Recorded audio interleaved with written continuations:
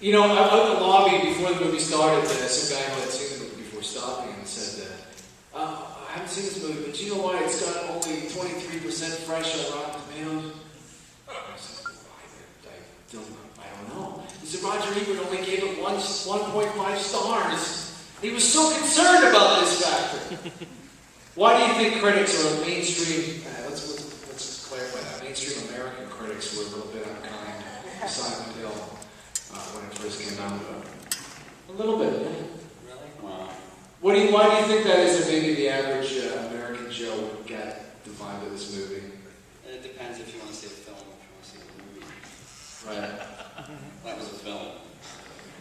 How do you feel seeing it again on the big screen? When's the last time you saw this projected? I've actually never seen it on the big screen. What? Yeah. I saw it in Christoph's office right when he was doing the final mixing, and I saw it on Blu-ray. Really? Yeah. All right. Well, obviously you had a positive experience watching it. You can see your face. Oh no, it was fun. I'm just saying. It seemed like a million years ago. That's right. And it's funny because I've seen this twice, only on the big screen. This is the second time. Really? Wow. Yeah, it does feel like a million years ago. Long time ago. I don't even know who these people are. And I forgot, you were called the janitor, right? I know, I was the slimy guy. You were the slimy guy who knocked her out, though. I presume you knocked her out. It's kind of like this, but we presume you're the man. I know, Christoph was really impressed with my sliminess.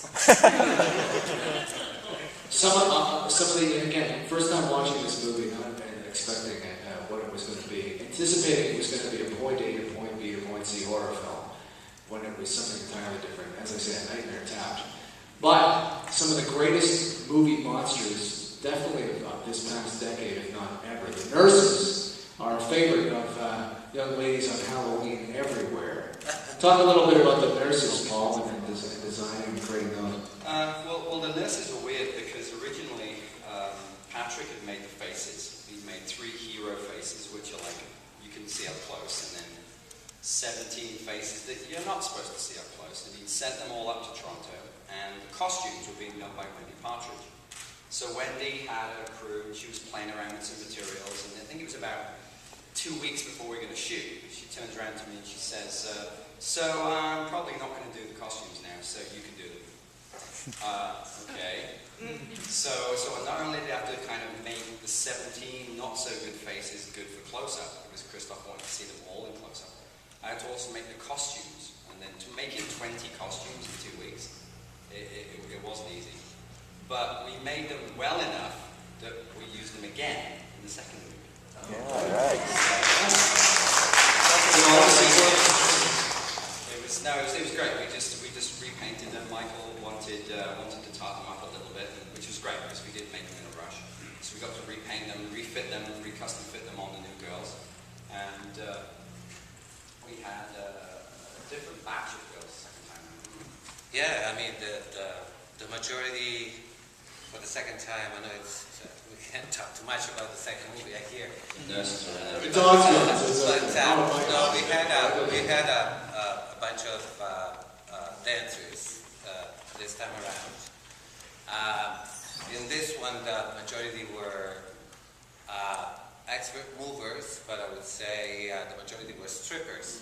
So the joy of painting their bodies that day, 20 girls complaining while that sweating off the makeup every 2 seconds. yeah, that was really memorable for Paul Jones and his crew. You walk into a trailer and there's all these girls spread-eagled in their underwear, being covered in shaving cream at the end of the day. And he Like hated sitting it. in Hawkins or something. It was really weird.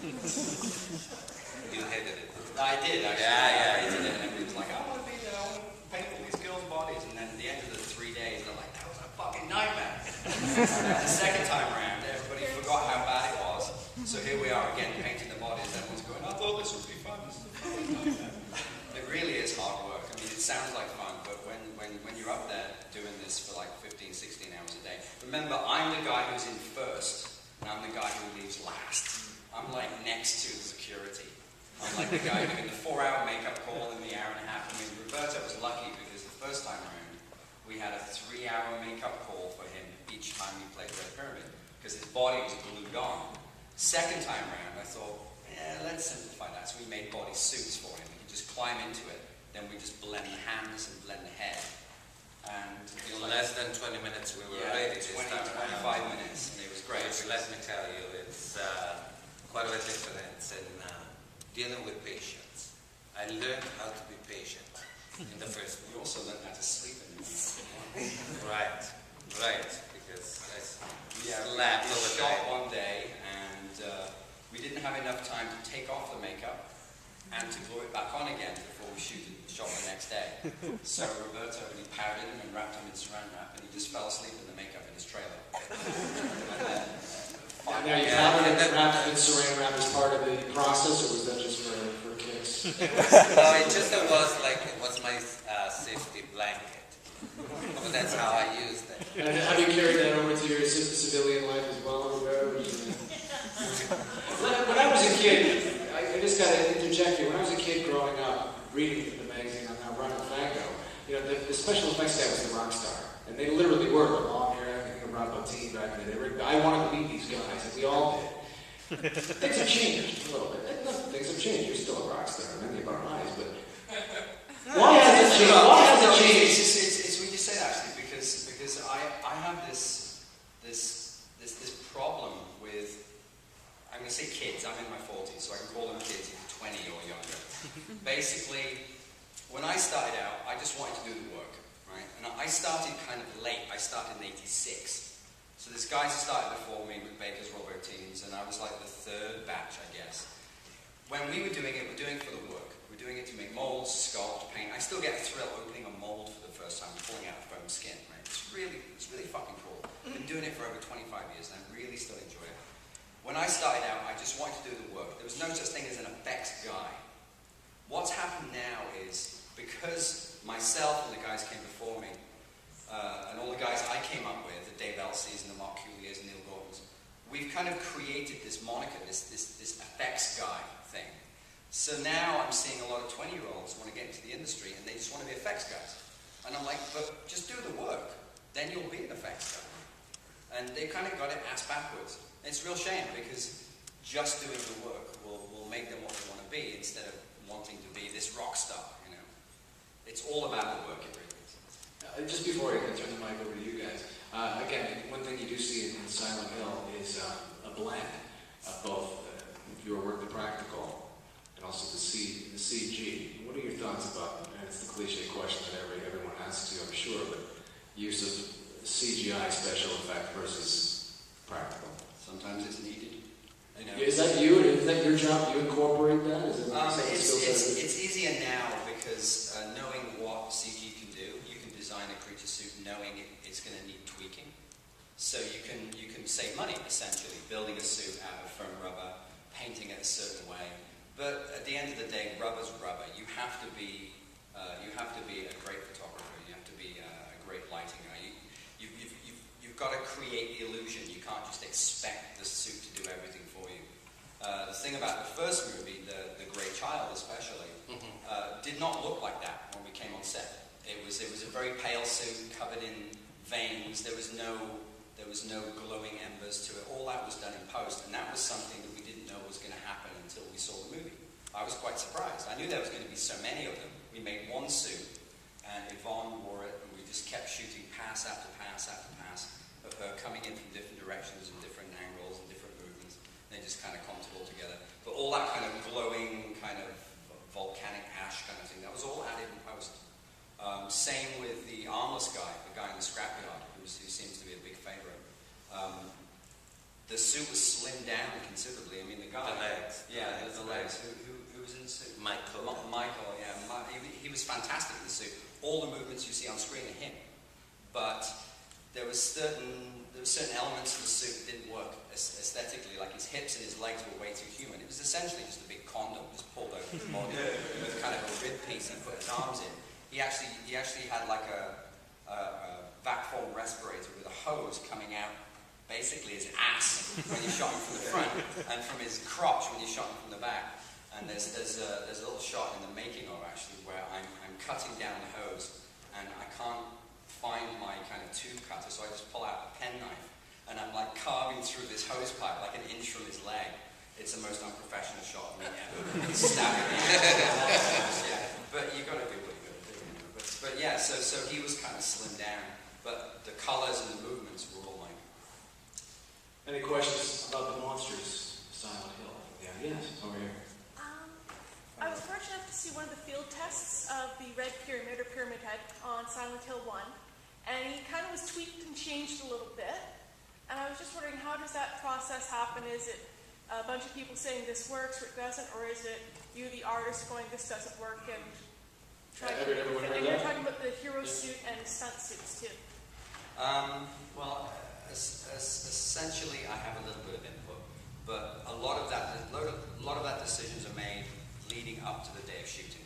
So it's very rare that we get to set and they go, "Oh, this really doesn't work," because if that's the case, then I haven't been doing my job and no one's been paying any attention. So half of my job is when it gets to shooting, everybody's seen it and everybody's happy with it. It's 50% of what I do is art. The other 50% is the commercial side, which is doing it on time and for the money and making sure that people who are paying you are happy with it. And if you don't make both of those sides of the coin as important as each other, you'll go out of business.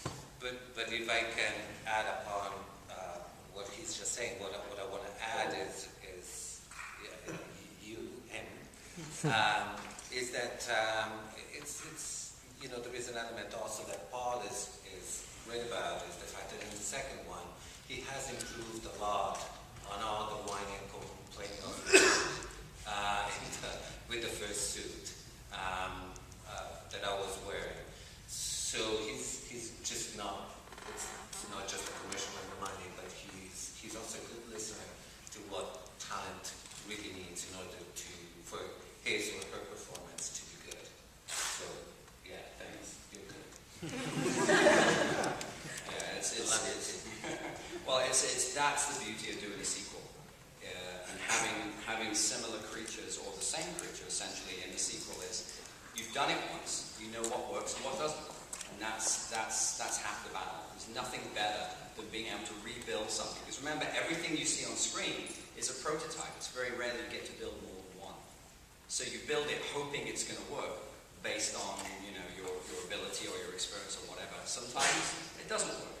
Most of the time it does, but having a second movie to work on was great, because we saw the things the first time around and went, well, aesthetically it looks great, but it's a pain in the ass to glue on, it's a pain in the ass to take off, didn't last very long, it was too heavy, so it was nice to get to redo some stuff for the second movie.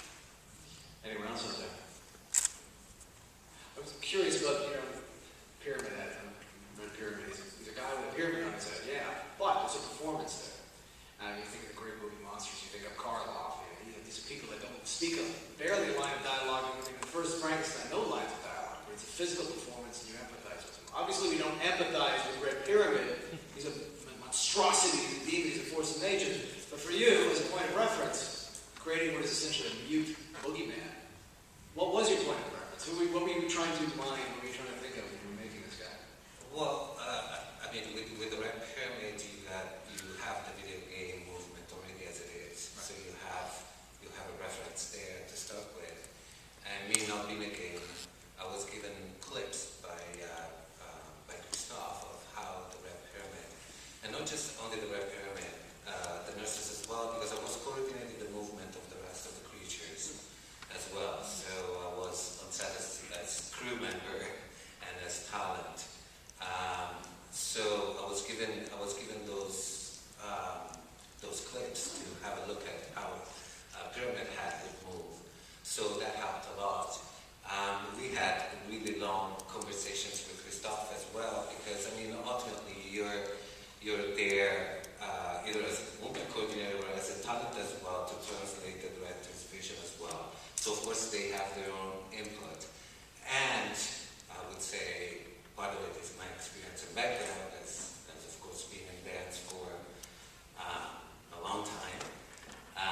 That of course that kind of element of personal creativity in it makes the full performance, and it's just only it's a physical performance.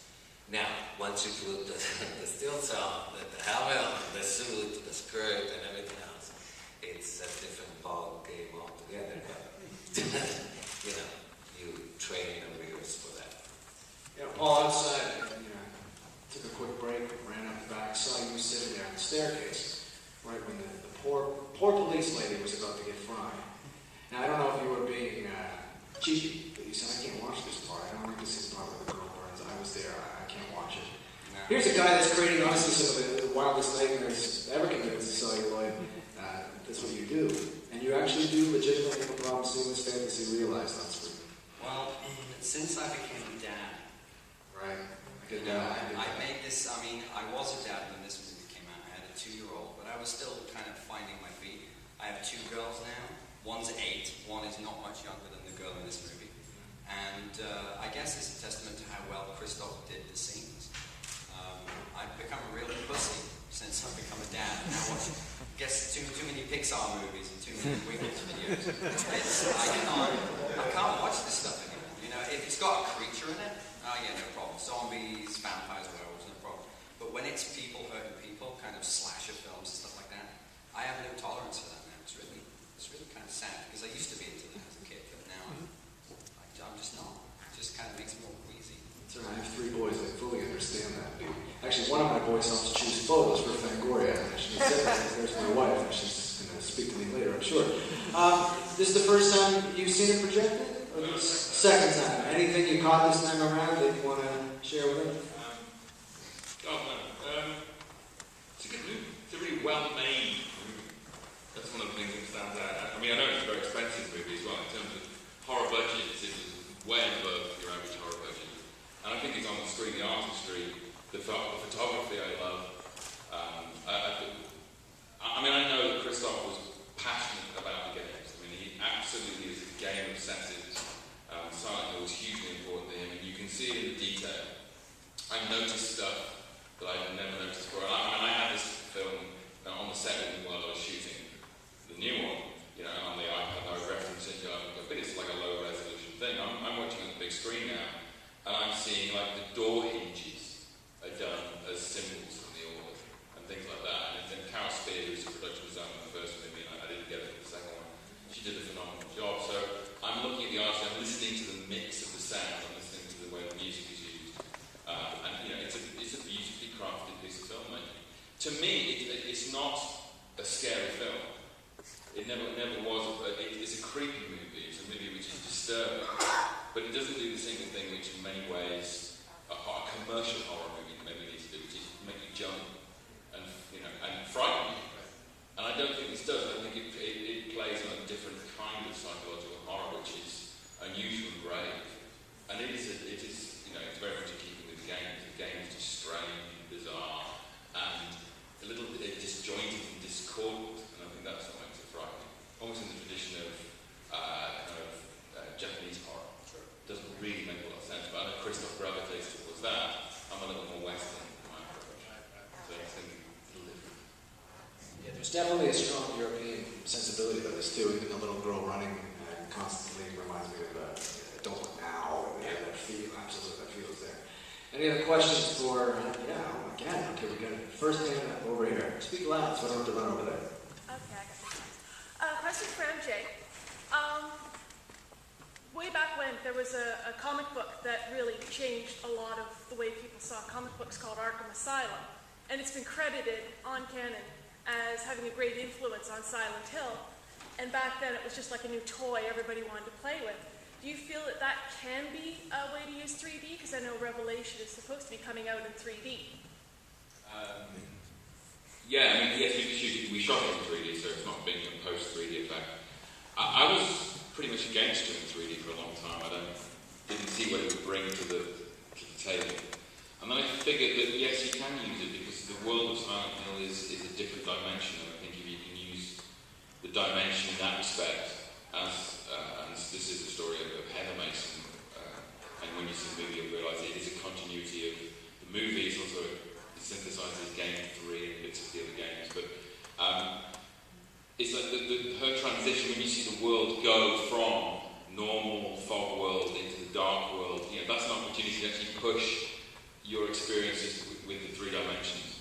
So that's kind of what I've tried to do with it, actually use it as part of the narrative, as opposed to just being a game. I mean, yes, absolutely things will come out at you a couple of times, because that's the director from the producers wanted to be in 3D, so you kind of have to serve that purpose. But to me, it's about using it as a narrative device. It's part of the psychological aspects of the world as well. Well, I just hope that we see, I know you can't spill the beans, but I hope we do see more of Roberta up there. I pray to God that you lacked that, James Cameron Avatar, it's all about immersing yourself. Fuck that. I hope to God that knife comes right out of the goddamn screen. Whoa, Dr. Tongue style. Any other questions here for our, yes sir, right here, right there, that's the man, right there. In the original game, the cult was sort of satanic based. I'm just wondering if you would know what was the influence or the decision to make the cult kind of Christian based. Paul, Roberto, can you answer that? Oh, you're asking the wrong way. I don't understand English. You obviously know the Genesis of it, set it up. Yeah, why don't you go on up into the white shield? We got time for another couple more questions.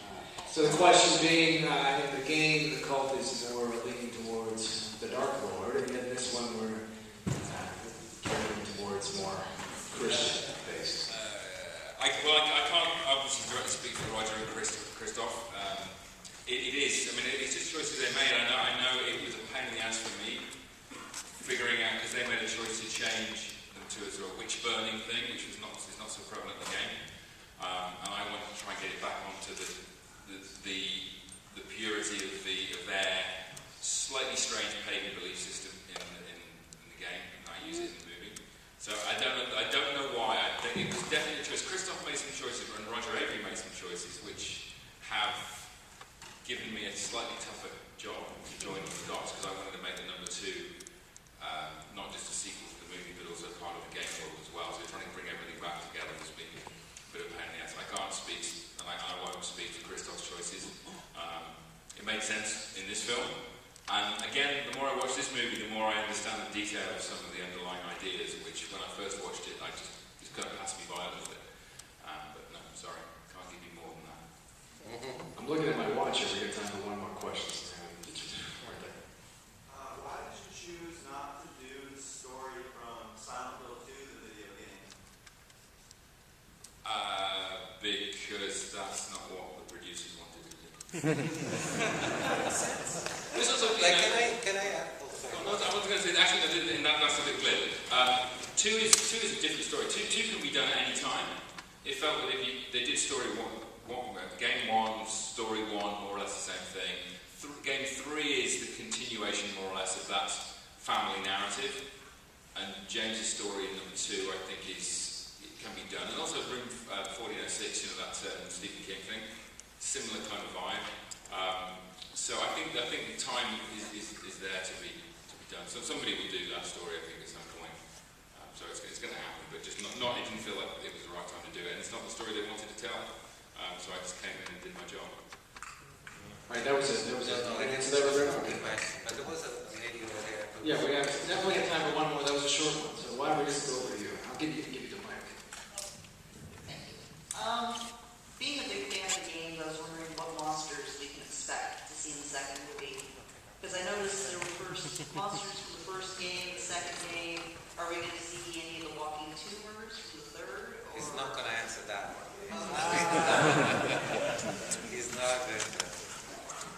Roberto's in the movie. And on that note, Well, I've got to tell you, the guy's fucking brilliant what he does. Oh, thank you. Really, really, really. And I looked around for somebody else to do it, and I came back to him. He's the best. all right, well, listen, guys, thank you so much for coming out and sitting with us and rocking the film and doing what you're doing. We're all excited for the sequel, and thank you to all of